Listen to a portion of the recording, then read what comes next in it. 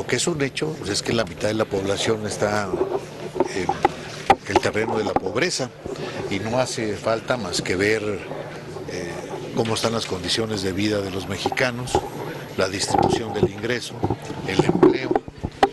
Entonces, sí me parece que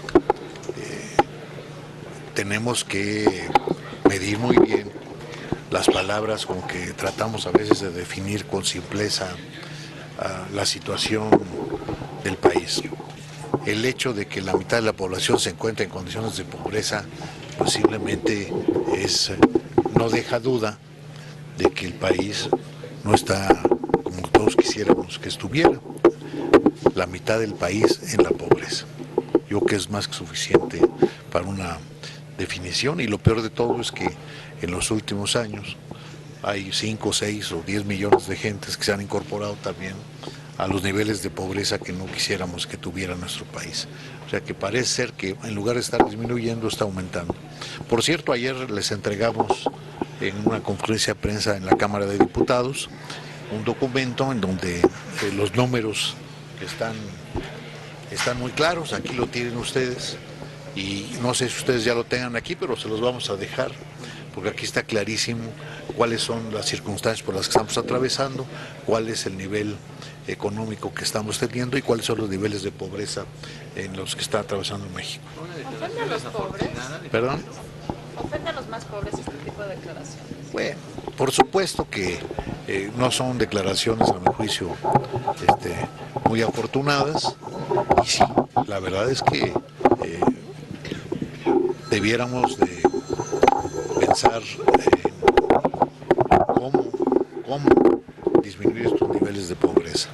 Y no vamos a poder disminuir los niveles de pobreza mientras no aumentemos la inversión, mientras no generemos empleo, mientras no reduzcamos el gasto público innecesario y lo destinemos a cuestiones que generen empleo. No hemos querido entender que no solo la macroeconomía puede sacar al país de la pobreza. Necesitamos hacer los programas, dedicar el gasto público, fomentar la inversión, dar más crédito para los emprendedores mexicanos para que podamos generar empleo y entonces sí empezar a sacar a los mexicanos de la pobreza. Desgraciadamente, si las condiciones macroeconómicas fueran las únicas que se requieren, pues a lo mejor podríamos decir que, como se ha dicho y como dicen ellos, las condiciones macroeconómicas están bien, las condiciones macroeconómicas están bien, pero no dan de comer a los mexicanos y hay 50 millones de pobres. Diputado, en otro lado me gustaría preguntarle, ayer el secretario del Trabajo acusó a su partido de congelar la reforma laboral y de no querer aprobarla por algunos acuerdos que dijo por ahí se hicieron. ¿Qué opina al respecto? La reforma laboral, en primer lugar, como lo dejaron bien claro mis compañeros ayer en la comparecencia, no la ha presentado el gobierno. No la presentó el gobierno. Hay una reforma laboral ahí que presentó un diputado del PAN, hay una reforma laboral que presentó algún diputado del PRD, y está la reforma laboral que presentamos nosotros. Casualmente, la reforma laboral que presentamos nosotros es a la única que se refieren. ¿Por qué es a la única que se refiere? Porque es la única seria, es la única que efectivamente defiende a los trabajadores. Y vamos a seguir discutiendo la reforma laboral mientras haya trabajadores que no estén de acuerdo con lo que está expresado en el proyecto que presentamos. Cuando presentamos una iniciativa, tratamos de hacerla lo mejor posible. Tratamos de hacer las consultas adecuadas ante los factores de la producción. Acuérdense que estamos ahí hablando de 15 millones de trabajadores, 5 millones de empresas. Entonces, ante esos números necesitamos hacer consultas adecuadas. Cuando hemos presentado la iniciativa y han surgido voces de gremios, de organizaciones obreras, de laboralistas que sugieren cuestiones adicionales, lo menos que podemos hacer es escucharlos. Si el señor Lozano o alguien cree que solamente por el hecho de presentarlo tiene que aprobarse, me parece que hay una insensibilidad política total.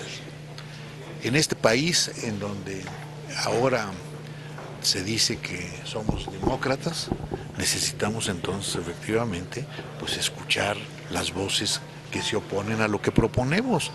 Y es mejor que estemos escuchando las voces que se oponen a lo que estamos proponiendo dentro de la Cámara, dentro de los cauces institucionales, y no estarlos escuchando en las calles, en las marchas o en los plantones que hacen en la Cámara de Diputados. Diputado, le pediría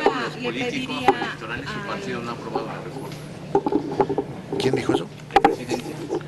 Bueno, el señor presidente debió haber presentado su reforma laboral al inicio de su sexenio y no su partido en el cuarto año.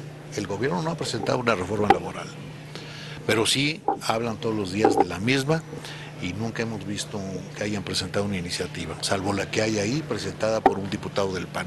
Le pediría a Lozano que aclare esto de los acuerdos que ustedes pactaron. Bueno, los acusó ayer. Supongo que el señor Lozano sabe cuáles son los acuerdos, dado que nos acusa, pues que nos haga favor de decir cuáles son los acuerdos que pactamos, porque pues, parece ser que sabe más él de este asunto que nosotros, que fuimos los que lo elaboramos. La actitud de Javier Lozano ayer, que criticaba que lo citaran a comparecer y que los legisladores no pudieran pedir sus. Bueno, miren, estamos aquí nuevamente ante una cuestión mediática. Ustedes saben que una facultad exclusiva del Congreso, de la Cámara de Diputados, es precisamente la del control y la vigilancia del Ejecutivo. Entonces, el hecho de que el señor Lozano diga que no tenemos facultades para citarlos a comparecer, pues es un despropósito y es un desconocimiento de la ley que me parece raro en alguien que es abogado. Un abogado que se supone que defiende los derechos de los trabajadores y que desconoce lo establecido en la Constitución en relación con las facultades exclusivas de la Cámara de Diputados y que reniega de ellos. Bueno, pues por eso estamos como estamos. Por eso también les niega los derechos a los deudos de pasta de conchos y ahora estamos con el problema minero y solo espera que le hagamos su trabajo también de supervisión y de regulación de las empresas mineras. Diputado, tendría que ponerse de acuerdo también en el gabinete. Por un lado, Cordero dice que el país está bien y que ya no hay pobres. Por otro lado, Lozano nos acusa a ustedes de que no hay empleo, o cada quien hace sus declaraciones de acuerdo a su propio cálculo electoral. Pues ya ve usted que están ahora todos ya nominados o nominándose ellos mismos hacia la presidencia de la República y entonces pues, cada quien se está haciendo su propaganda según pueden. Así que